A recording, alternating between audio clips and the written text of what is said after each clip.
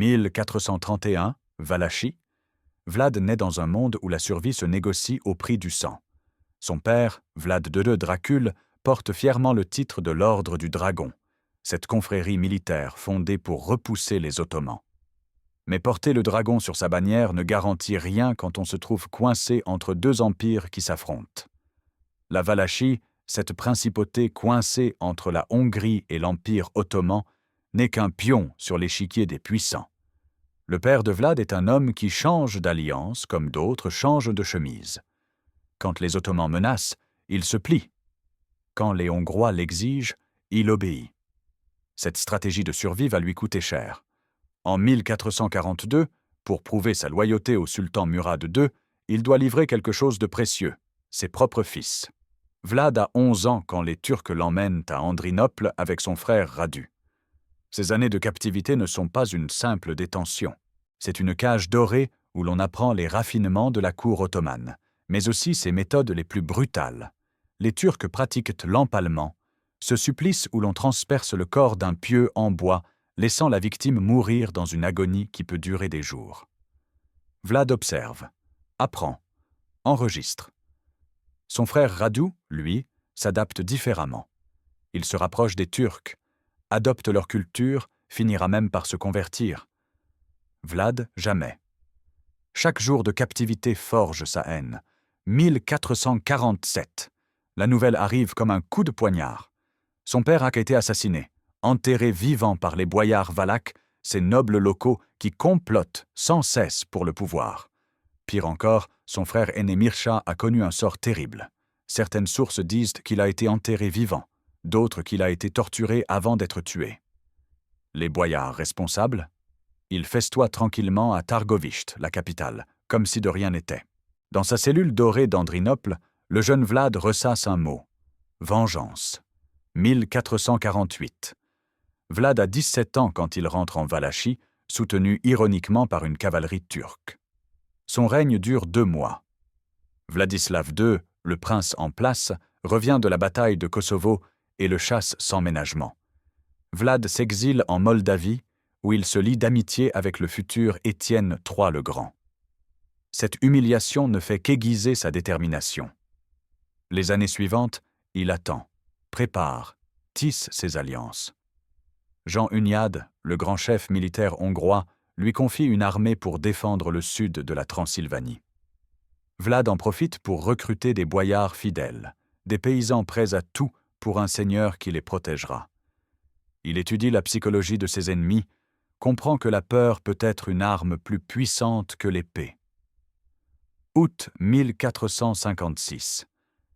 Vlad marche sur Targoviste avec ses partisans. Vladislav II tombe au combat.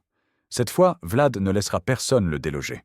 Il a 35 ans et commence son plus long règne, 6 ans qui vont transformer son nom en légende de terreur. Dimanche de Pâques 1459, Targoviste. Le palais princier résonne de rires et de musique. Les grandes familles boyardes ont revêtu leurs plus beaux atours pour célébrer la résurrection du Christ. Ils festoient, boivent, dansent. Certains de ces nobles sont ceux-là même qui ont trempé dans l'assassinat de Vlad II. D'autres ont soutenu les conspirateurs. Tous pensent que le nouveau prince a oublié, ou du moins pardonné. Vlad n'a ni oublié ni pardonné. Les portes du palais se ferment brutalement. Les gardes encerclent la salle. Les rires s'éteignent. Le prince entre, le visage de marbre. Il parle lentement, distinctement, pour que chaque mot porte. Il rappelle ce jour de 1447 où son père a été assassiné. Il évoque les mains qui ont creusé la fosse, celles qui ont tenu l'épelle, celles qui ont regardé sans intervenir. Il nomme les coupables, un par un. Les plus âgés des boyards, ceux qui ont directement participé au meurtre, sont traînés dehors. Le pal les attend. Cette méthode que Vlad a apprise chez les Turcs, il la maîtrise maintenant à la perfection. Le pieu est enfoncé par l'anus ou le vagin, puis redressé verticalement. Le poids du corps fait lentement descendre la victime sur le pieu. Les bourreaux expérimentés savent guider le bois pour qu'il suive la colonne vertébrale, évitant les organes vitaux. L'agonie peut durer des heures, parfois des jours, mais Vlad ne se contente pas d'exécuter les coupables. les familles entières sont rassemblées. Les survivants, hommes, femmes, enfants, reçoivent l'ordre de marcher. Destination : Poenari, à une centaine de kilomètres au nord. La route traverse les montagnes, escalade les pentes raides, franchit des cols périlleux. Ils marchent aux pieds nus dans leurs vêtements de fête qui se déchirent sur les pierres. Pas de pause, pas d'eau, pas de pitié. Les plus faibles s'effondrent et sont laissés sur place. Les robes de soie traînent dans la boue. Les chaussures élégantes se désintègrent. Certains tentent de fuir, ils sont rattrapés et exécutés sur place, leur corps abandonné comme avertissement aux autres. Quand les survivants arrivent à Poenari, exténués, pieds en sang, couverts de plaies, ils découvrent leur châtiment. Construire une forteresse. Pas de repos, pas de soins. Les mains qui ont tenu des coupes de vin doivent maintenant porter des pierres. Les doigts habitués aux broderies cassent sur le mortier. Beaucoup meurent d'épuisement. D'autres succombent à leurs blessures infectées. Vlad observe les travaux. Impassible. La forteresse de Poenari s'élève pierre après pierre, cimentée par la sueur et le sang des boyards déchus. Certaines sources l'identifient comme le château de Bran, d'autres comme celui de Poenari. Peu importe. Ce qui compte, c'est le message. Personne ne touche à la famille de Vlad sans en payer le prix. Parmi les paysans et artisans, Vlad recrute une nouvelle noblesse. Il crée les Arma, administrateurs de la justice, les Viteji, une élite militaire issue de petits propriétaires terriens qui se sont distingués au combat, les Sluji, à la fois police politique et garde personnelle. Ces hommes ne doivent leur position qu'à Vlad. Ils lui sont fidèles jusqu'à la mort. Pour tester l'efficacité de son règne par la terreur, Vlad ordonne qu'une coupe en or soit placée au centre de la place principale de Targovishte. Une coupe remplie d'eau, accessible à tous. Les voyageurs assoiffés peuvent boire, mais malheur à celui qui tenterait de voler la coupe. La sentence est claire, l'empalement. La coupe reste là, jour après jour, mois après mois. Personne n'y touche. Elle devient le symbole du pouvoir de Vlad. Plus qu'un objet, c'est une promesse silencieuse. Je vous surveille, et la moindre transgression sera punie de la manière la plus atroce qui soit. Les chroniques affirment que la coupe est restée en place pendant tout le règne de Vlad, sans jamais être dérobée. Le message est passé. La Valachie est devenue un État où le crime ne paie pas, où la corruption est punie de mort, où même les nobles ne sont pas au-dessus de la loi. Les marchands saxons de Transylvanie ont longtemps profité de privilèges commerciaux qui désavantagent les Roumains locaux. Vlad décide de rééquilibrer. Il impose de lourdes taxes aux Saxons, réglemente strictement leur commerce, favorise les marchands valaques. Les Saxons ne l'entendent pas de cette oreille. En 1457, il tente de le remplacer par un prêtre roumain qui leur promet de restaurer leurs avantages douaniers. En parallèle, les marchands de Brașov soutiennent Dan III, un autre prétendant au trône, frère de Vladislav II. Vlad réagit avec sa brutalité coutumière. Il pille Brașov, incendie les faubourgs, empale les commerçants qui refusent de payer ses taxes, certains sont décapités, d'autres bouillis vivants. Les récits saxons décrivent des scènes d'horreur, des corps écorchés accrochés aux remparts, des marchands empalés le long des routes commerciales comme des panneaux publicitaires macabres. Les pamphlets allemands commencent à circuler dans tout le Saint-Empire romain germanique. Ils décrivent Vlad comme un monstre sanguinaire qui festoie au milieu de forêts de pales. Ces gravures sur bois montrent le prince attablé, mangeant tranquillement pendant que ses victimes agonisent autour de lui. Certaines représentations prétendent même qu'il trempe son pain dans le sang de ses victimes. Vrai ou faux? Les historiens débattent encore. Ce qui est certain, c'est que Vlad utilise délibérément la terreur comme arme psychologique. Il ne cherche pas seulement à punir, mais à frapper les imaginations, à créer une réputation si terrifiante que ses ennemis capituleront avant même de combattre. En 1460, Dan III tente de franchir les Carpates depuis Brașov pour envahir la Valachie. Il est capturé le 22 avril et exécuté. Les représailles contre les marchands saxons sont terribles. Les chroniques germaniques ajoutent à leur récit d'autres horreurs. Écorchage, ébullition, décapitation, énucléation, strangulation, crémation. Vlad ne limite pas sa cruauté aux nobles et aux marchands. Les mendiants, les vagabonds, les malades, les Roms, tous ceux qu'ils considèrent comme des parasites sociaux deviennent des cibles. Un jour, il fait proclamer une invitation. Un grand festin sera organisé pour les pauvres de Targovishte. Des centaines de miséreux affluent, attirés par la promesse d'un repas gratuit. Le banquet commence. La nourriture est abondante, le vin coule à flot. Les mendiants mangent et boivent, incrédules devant tant de générosité. Puis, au signal de Vlad, les portes de la salle se ferment, les gardes bloquent les issues, les flammes jaillissent. Le bâtiment brûle avec tous ceux qui s'y trouvent. Les cris des victimes résonnent dans la capitale. Personne ne bouge pour les sauver. C'est la volonté du prince. Cette brutalité a un objectif. Vlad veut une société ordonnée, productive, sans éléments qu'il juge improductifs. Sa logique est glaciale. Les mendiants ne contribuent pas à l'économie, donc ils doivent disparaître. Les vagabonds peuvent être des espions ennemis, donc ils doivent être éliminés. C'est une vision totalitaire avant l'heure, où l'État décide qui mérite de vivre. En 1459, Vlad arrête de payer le tribut annuel de 10 000 ducats au sultan. Plus grave encore, il refuse de livrer les 500 garçons destinés à devenir janissaires dans l'armée ottomane. Mehmed II, le conquérant de Constantinople, envoie des émissaires pour négocier. En réalité, ces envoyés ont des instructions secrètes, capturer ou tuer Vlad. Mais Vlad n'est pas dupe. Il a ses espions, ses informateurs. Quand les émissaires arrivent, il les fait arrêter. L'un d'eux, Hamza Bey, gouverneur de Nicopolis, accompagné du grec Thomas Katabolinos. Ils refusent d'ôter leur turban devant le prince, invoquant leurs coutumes religieuses. Erreur fatale. Vlad ordonne qu'on leur cloue les turbans sur le crâne. Les clous sont enfoncés méthodiquement dans les os du crâne jusqu'au cerveau. Puis les deux hommes, encore agonisants, sont empalés. Leurs corps sont exposés aux portes de la capitale comme un message sans ambiguïté. La Valachie ne se soumettra pas. Hiver 1461 à 1462. Vlad lance son offensive. Il traverse le Danube gelé avec son armée et déferle sur les territoires ottomans en Bulgarie. C'est une campagne de destruction totale. Les villages sont incendiés, les habitants massacrés ou empalés. Soldats turcs, paysans bulgares, chrétiens soumis aux Ottomans, peu importe. Tous ceux qui vivent sous autorité ottomane sont des cibles. Le 11 février 1462, Vlad écrit au roi Mathias Corvin de Hongrie. Sa lettre est un catalogue macabre de la destruction.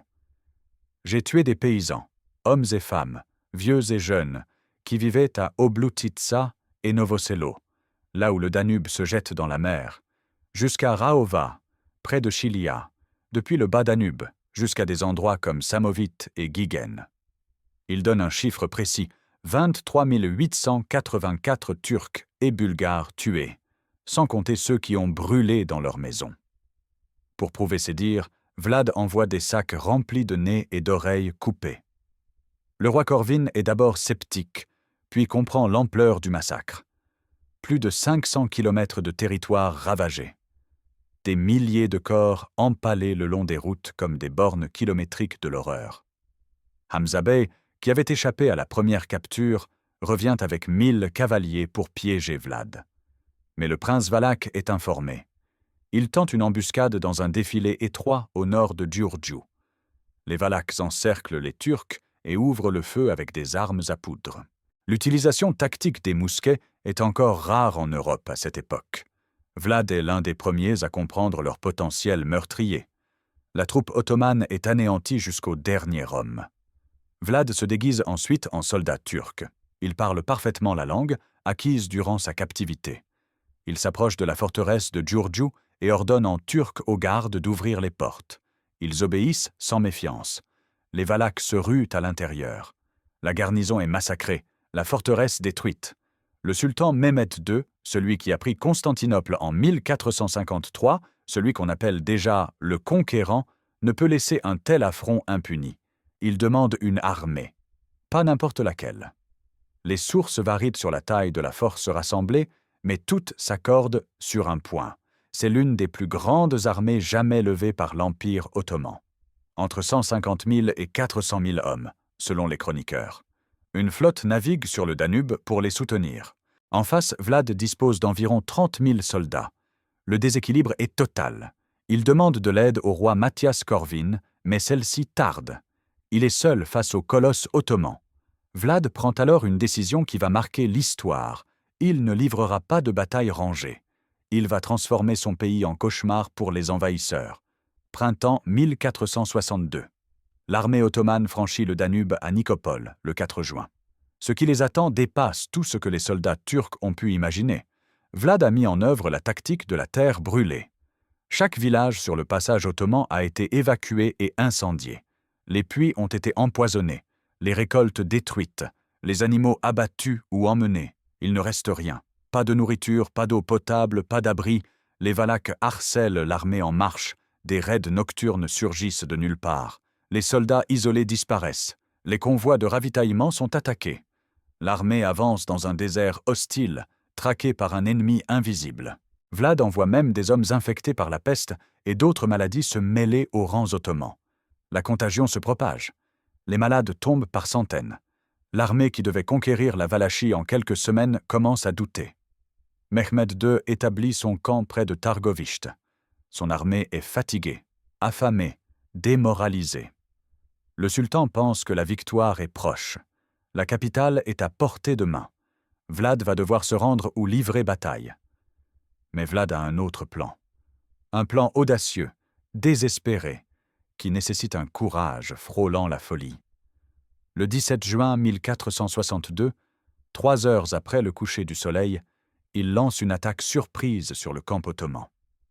Entre 7 000 et 10 000 cavaliers valaques chargent dans l'obscurité. Le sultan a interdit à ses hommes de quitter leur tente la nuit, craignant la confusion et les alertes inutiles. Cette règle joue en faveur de Vlad. Les cavaliers valaques déferlent sur le camp, sabrant tout ce qui bouge. Les tentes s'effondrent, les feux se répandent. Le chaos est total. Les soldats ottomans, réveillés en sursaut, ne savent pas d'où vient l'attaque. Certains frappent leurs propres camarades dans la confusion. Vlad cherche la tente du sultan. Son objectif est clair, tuer Mehmed II. Si le sultan meurt, l'armée ottomane se désintégrera. Mais dans l'obscurité et le chaos, il se trompe de tente. Il attaque celle des vizirs Mahmoud Pacha et Ishak Pacha. Le combat fait rage. Les Valaques tuent des centaines, peut-être des milliers de soldats et massacrent les chameaux et les chevaux. L'attaque dure toute la nuit, jusqu'à l'aube. Au lever du jour, Vlad comprend qu'il a échoué dans son objectif principal. Le sultan est toujours vivant. Les Ottomans se réorganisent. Il ordonne la retraite. Les cavaliers valaques se replient vers les montagnes, emportant leurs morts et blessés. L'armée ottomane est sonnée. Ils ont survécu. Mais à quel prix? La peur s'installe. Ce prince valaque est-il humain ou démoniaque? Comment peut-il attaquer une armée 10 fois supérieure en nombre et survivre? Fin juin 1462. Mehmed II ordonne à son armée d'avancer vers Targovishte. La capitale est déserte. Vlad l'a évacuée. Mais ce qui attend les Ottomans va briser leur morale de manière définitive. Sur plusieurs kilomètres, le long de la route menant à Targovishte, se dresse une forêt. Pas une forêt d'arbres, une forêt de pales. Des milliers de pieux en bois plantés verticalement, chacun portant un cadavre empalé. Les chroniqueurs parlent de 20 000 à 23 000 corps. Certaines sources disent que cette forêt s'étendait sur 17 stades de long et 7 de large. Les corps sont à différents stades de décomposition. Certains viennent d'être empalés, d'autres pourrissent depuis des semaines. L'odeur est insoutenable. Les mouches forment des nuages noirs. Les corbeaux se repaissent. Au centre de cette forêt macabre, sur le pal le plus haut, se trouve le corps de Hamza Bey, vêtu de ses habits de cérémonie. L'historien byzantin Laonikos Chalkokondyles, présent avec l'armée ottomane, écrit « L'armée du sultan entra dans la zone des empalements. Il y avait là de grands pales sur lesquels, disait-on, environ 20 000 hommes, femmes et enfants avaient été embrochés, un spectacle pour les Turcs et le sultan lui-même. Le sultan fut saisi d'étonnement et dit qu'il n'était pas possible de priver de son pays un homme qui avait fait de telles choses, qui avait une compréhension si diabolique de la façon de gouverner son royaume et son peuple. Les soldats ottomans sont horrifiés. Beaucoup refusent d'avancer. Certains désertent, d'autres tombent à genoux et prient. Mehmed II lui-même, le conquérant de Constantinople, l'homme qui a fait tomber les murailles imprenables, est ébranlé. Jamais il n'a vu une telle démonstration de cruauté calculée. Les corps empalés ne sont pas disposés au hasard. Ils sont organisés par rang et importance. Les officiers ottomans sont plus près de la route, bien visibles. Les soldats simples forment les rangs extérieurs. C'est une mise en scène macabre, une déclaration de guerre psychologique. Mehmed comprend qu'il ne peut pas conquérir ce pays, pas maintenant, pas avec une armée démoralisée, affamée, malade et terrifiée. Il place Radu, le frère de Vlad, sur le trône avec l'appui des boyards valaques qui se sont retournés contre le prince Radu, promet de restaurer leurs privilèges, de mettre fin à la terreur. Le sultan ordonne la retraite vers Constantinople. La campagne est techniquement une victoire, puisque Vlad a été chassé du pouvoir. Mais sur le plan psychologique, c'est une défaite. Pour la première fois, Mehmed II a reculé devant un ennemi. La nouvelle se répand dans toute l'Europe chrétienne. Rhodes célèbre par un Te Deum. Les Génois de Kaffa remercient Vlad d'avoir détourné l'attention ottomane de leur ville. Fin 1462, Vlad est isolé. Son armée est épuisée, ses finances à sec. Les boyards ont majoritairement rejoint Radu. Le petit peuple qui l'avait d'abord soutenu est las de la guerre. Vlad se tourne vers son allié théorique, le roi Mathias Corvin de Hongrie. Novembre 1462. Vlad rencontre Mathias pour négocier une aide financière et militaire. Mais le roi hongrois a d'autres plans. Il veut une trêve avec les Ottomans. Vlad est un obstacle. Le 26 novembre, au lieu de recevoir de l'aide, Vlad est fait prisonnier. L'emprisonnement dure 12 ans. Vlad est détenu à Visegrad, en Hongrie. Pendant cette période, les pamphlets allemands sur sa cruauté circulent dans toute l'Europe. Sa réputation de monstre sanguinaire se cristallise. Des gravures montrent Dracula festoyant au milieu de ses victimes. La frontière entre réalité et légende devient floue. 1475. Étienne III de Moldavie, cousin et ami de Vlad, intercède en sa faveur. Mathias Corvin a besoin d'un prince fort en Valachie pour contrer les Ottomans. Il libère Vlad et lui fait épouser sa cousine, Ilona Szilágyi. L'année suivante, Vlad retourne en Valachie pour reprendre son trône. Décembre 1476. Vlad combat près de Bucarest contre les forces ottomanes et les partisans du voïvode Laiota Basarab. Les détails de sa mort sont flous. Certaines sources disent qu'il est tué au combat, d'autres qu'il est assassiné par des traîtres dans ses propres rangs. Ce qui est certain, c'est que son corps est décapité.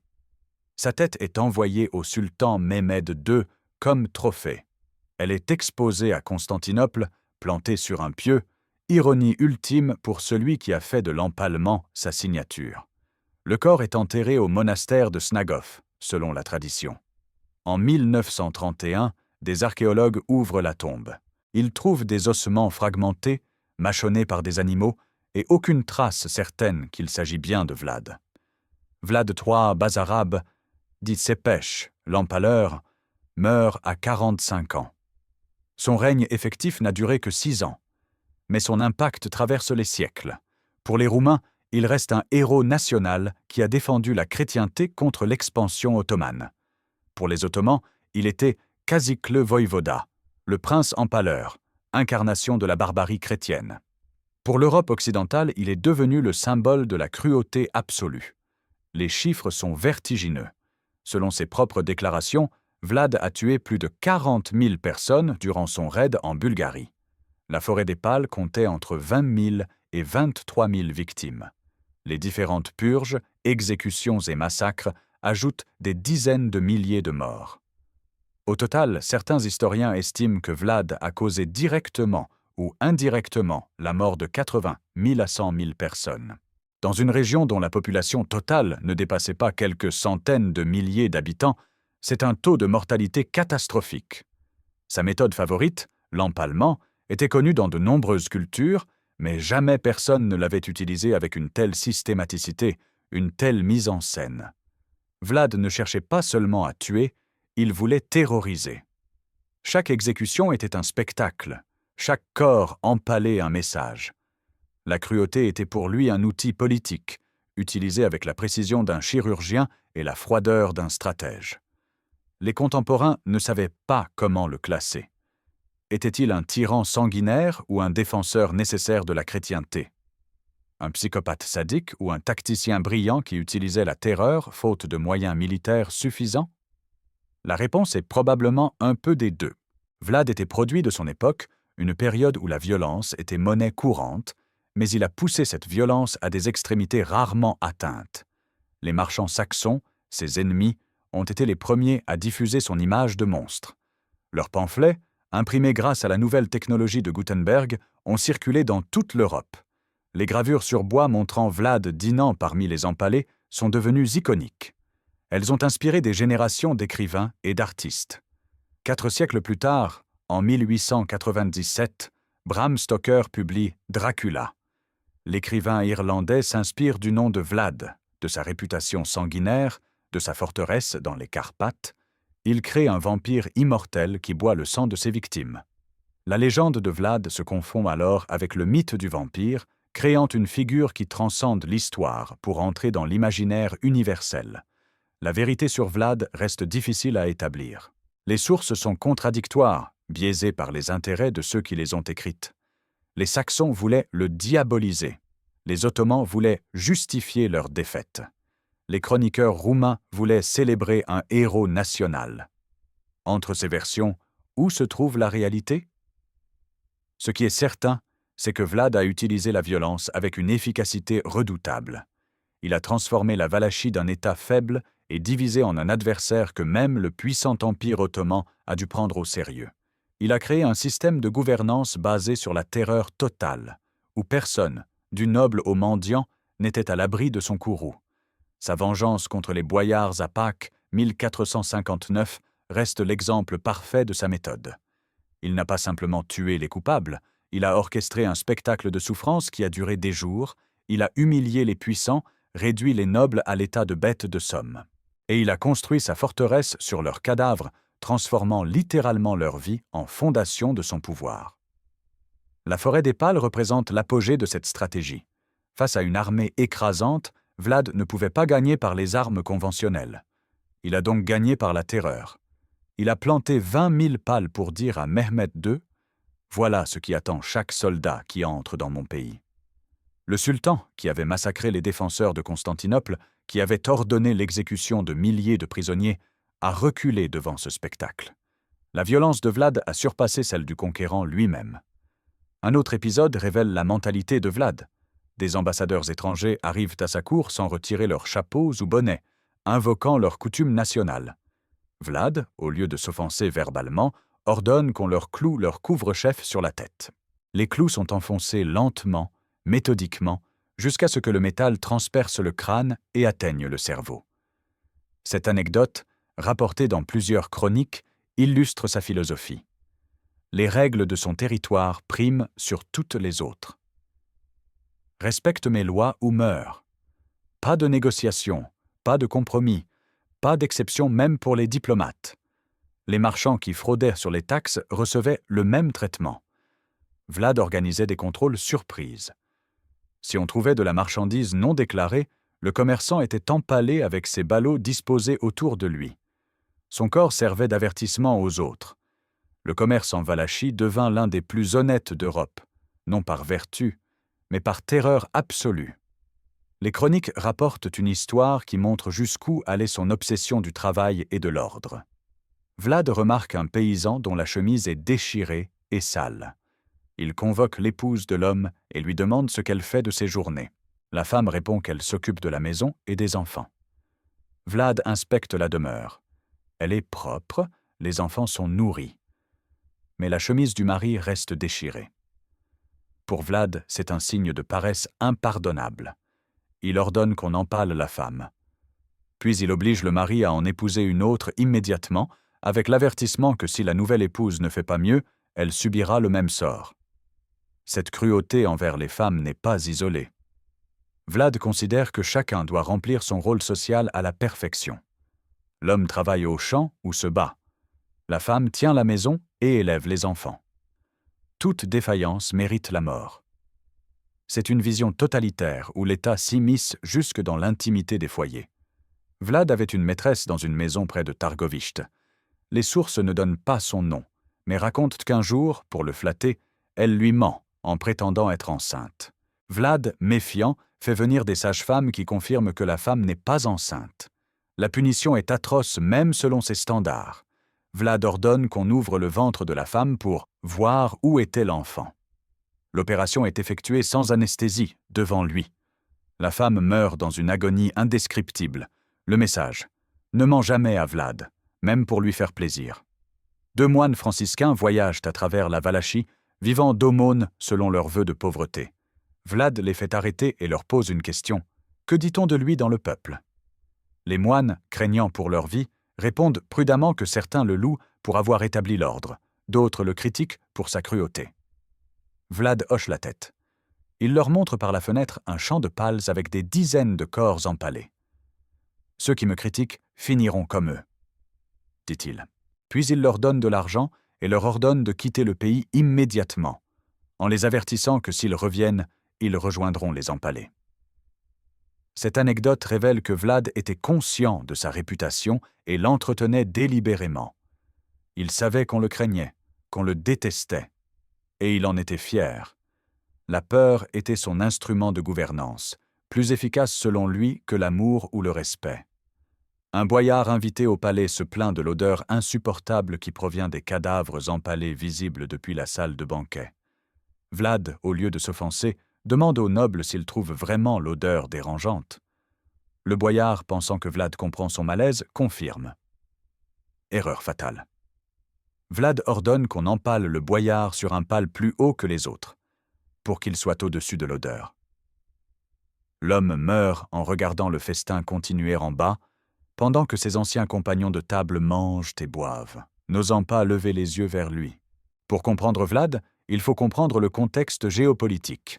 La Valachie était un petit État coincé entre 2 empires qui se livraient une guerre totale. La Hongrie au nord, l'Empire ottoman au sud. Changer d'alliance au mauvais moment signifiait l'invasion, le pillage, la mort.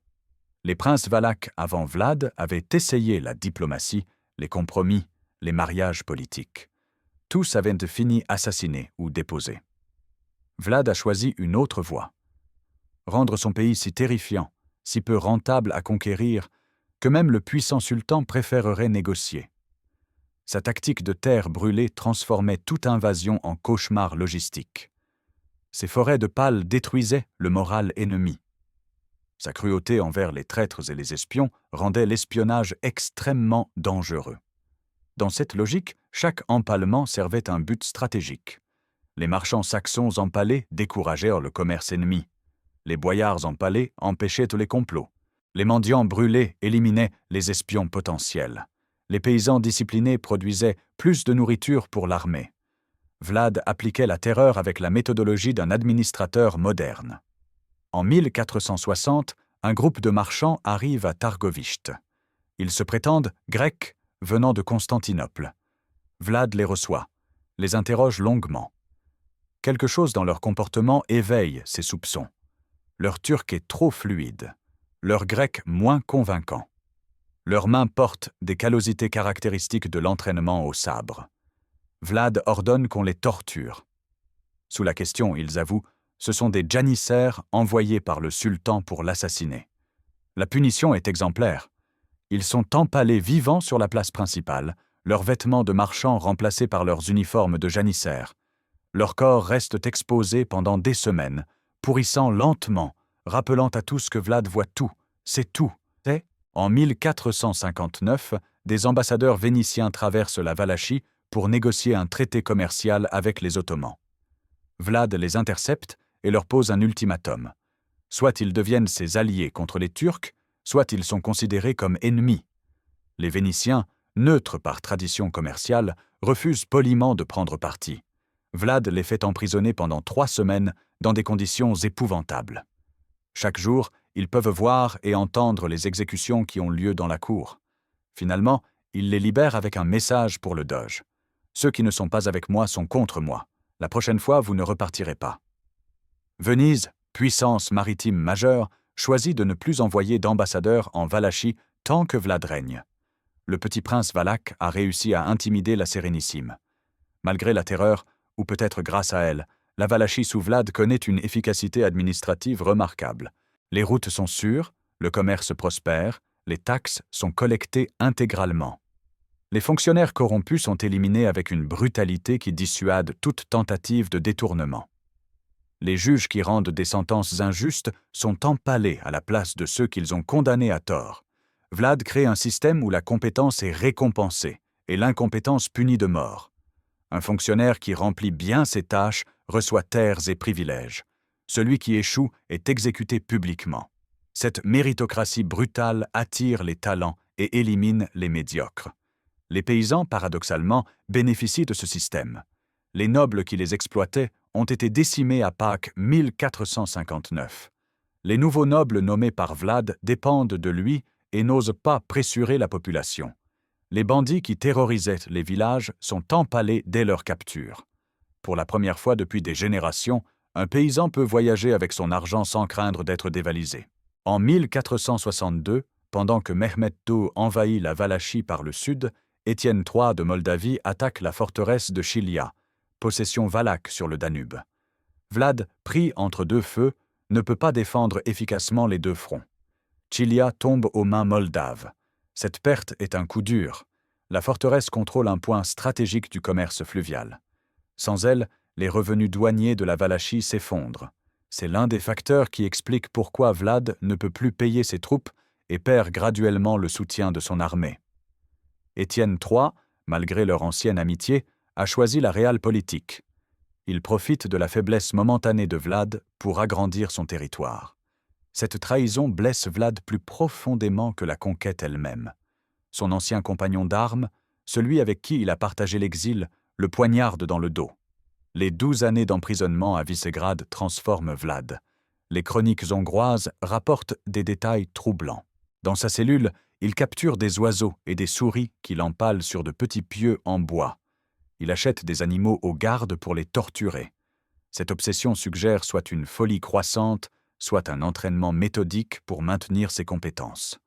Les pamphlets allemands continuent de circuler pendant son emprisonnement, noircissant davantage sa réputation. De nouvelles histoires apparaissent, certaines vraies, d'autres inventées. Vlad devient un monstre mythologique, mi-homme, mi-démon. L'Europe entière connaît maintenant son nom. En 1475, quand Matthias Corvin le libère, Vlad n'est plus le jeune prince ambitieux de 1456. C'est un homme de 44 ans, endurci par la prison, dont la réputation le précède partout. Sa conversion au catholicisme, exigée par Matthias, est probablement purement politique. Vlad n'a jamais été un homme particulièrement religieux. Dieu, pour lui, était un concept abstrait. Le pouvoir était sa seule religion. 1476. Vlad revient en Valachie avec une petite armée moldave fournie par Étienne III. Leur amitié, brisée par l'affaire de Chilia, s'est reconstituée face à la menace ottomane commune. Vlad bat Basarab Laiota près de Bucarest en novembre et reprend son trône. Mais il est affaibli. Son armée est réduite, ses finances inexistantes, ses alliés peu fiables. Les boyards, qui ont souffert sous son règne précédent, conspirent. Certains ont envoyé des messagers aux Ottomans, promettant de livrer Vlad en échange de privilèges. Décembre 1476. Une bataille éclate près de Bucarest. Les sources divergent sur les circonstances exactes. Certaines parlent d'une trahison, des boyards qui attaquent Vlad par derrière pendant qu'il combat les Ottomans. D'autres suggèrent qu'il a été séparé de son escorte et tué par des soldats turcs. Une troisième version prétend qu'il a été assassiné après la bataille par ses propres hommes. Ce qui est certain, Vlad meurt au combat ou juste après, et sa tête est tranchée. Le sultan Mehmet II, maintenant âgé de 44 ans, reçoit ce trophée avec satisfaction. L'homme qui l'avait humilié 15 ans plus tôt, celui qui avait osé défier le conquérant de Constantinople, est enfin vaincu. La tête de Vlad est conservée dans du miel pour éviter la décomposition pendant le transport jusqu'à Constantinople. Là, elle est exposée sur un pal devant le palais de Topkapi. Les sujets du sultan peuvent venir contempler le crâne de l'homme qui avait terrorisé leur armée. L'empaleur, empalé. La roue a tourné. Le corps sans tête de Vlad est censé avoir été enterré au monastère de Snagov, sur une île du lac du même nom. En 1931, l'archéologue roumain Dinu Rosetti ouvre la tombe présumée. Il trouve des ossements fragmentés, des bijoux datant du XVe siècle, des vêtements brodés d'or. Mais impossible de confirmer qu'il s'agit bien de Vlad. En 2014, des analyses ADN sont tentées sur les restes, mais les résultats restent non concluants. Certains historiens pensent que le corps a été déplacé, d'autres que la tombe de Snagov n'a jamais contenu Vlad. Le mystère demeure. Même dans la mort, Vlad l'Empaleur échappe à ceux qui veulent le circonscrire. En Roumanie moderne, Vlad est un héros national.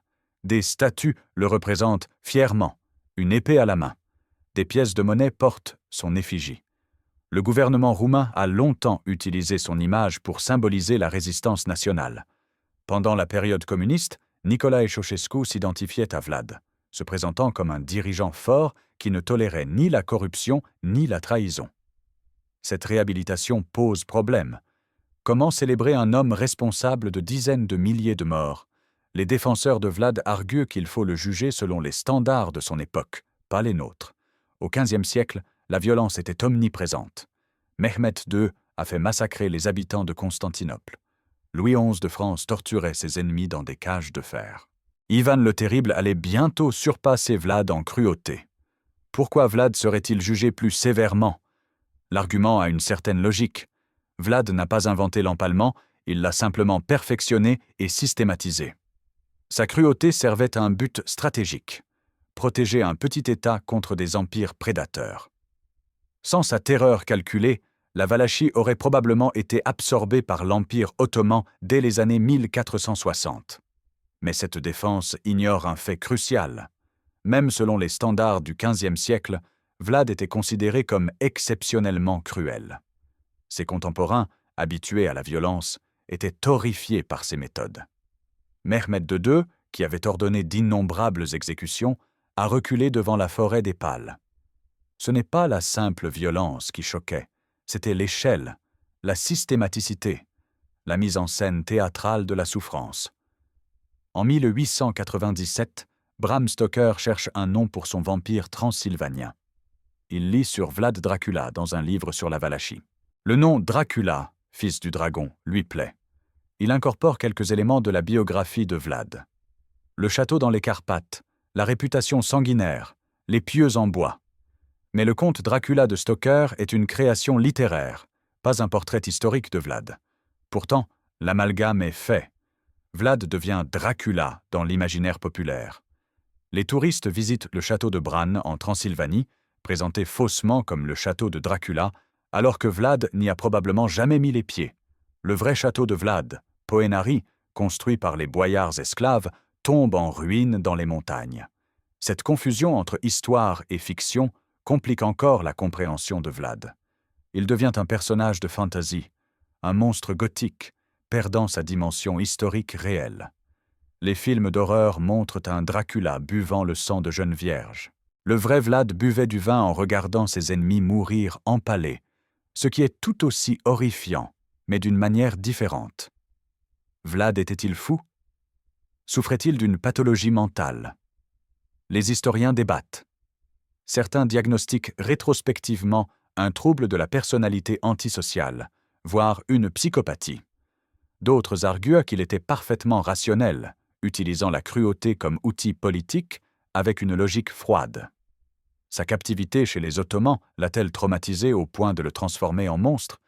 Ou était-ce dans sa nature dès le départ? Impossible à savoir. Les sources sur son enfance sont rares et contradictoires. Ce qui est clair, c'est que le jeune garçon qui a vu son père assassiné et son frère torturé est devenu un homme pour qui la violence était la solution à tous les problèmes. Aimait-il vraiment son pays ou cherchait-il simplement le pouvoir? Là encore, les avis divergent. Vlad n'a jamais manifesté de compassion personnelle, mais ses politiques ont parfois bénéficié au petit peuple. Il a éliminé le banditisme, réduit la corruption, établi un système de justice sévère mais prévisible. Un despote éclairé ou un tyran sadique déguisé en réformateur. La mort de Vlad en 1476 marque la fin d'une certaine vision du pouvoir en Valachie. Après lui, les princes valaques seront plus prudents, plus diplomatiques, moins spectaculaires. Aucun n'osera reproduire ces méthodes extrêmes. La terreur comme instrument de gouvernance a atteint son apogée avec Vlad et ne sera plus jamais utilisée avec une telle systématicité dans la région. L'Empire ottoman finit par absorber la Valachie, pas militairement, mais économiquement et politiquement. Les princes deviennent des vassaux, payant tribut, maintenant une autonomie de face-façade. Ce processus graduel aurait-il pu être évité si Vlad avait régné plus longtemps? Probablement pas. La Valachie était trop petite, trop pauvre, trop mal placée géographiquement pour résister indéfiniment. Mais pendant 6 ans, un homme a défié l'ordre établi. Un prince qui refusait de se soumettre, qui préférait transformer son pays en enfer plutôt que de courber l'échine. Cette résistance désespérée, brutale, sanglante, est devenue une légende. Et comme toutes les légendes, elle contient une part de vérité et une part de mythe, inextricablement mêlées. Vlad l'Empaleur reste l'incarnation d'une question fondamentale. Jusqu'où peut-on aller pour défendre ce qu'on considère comme juste? À quel moment la fin cesse-t-elle de justifier les moyens? Quand la résistance se transforme-t-elle en simple cruauté gratuite? Ces questions, Vlad ne se les est jamais posées. Pour lui, la réponse était simple. Tout est permis quand la survie est en jeu. Cette philosophie a fait de lui un héros pour certains, un monstre pour d'autres, et une énigme pour l'histoire.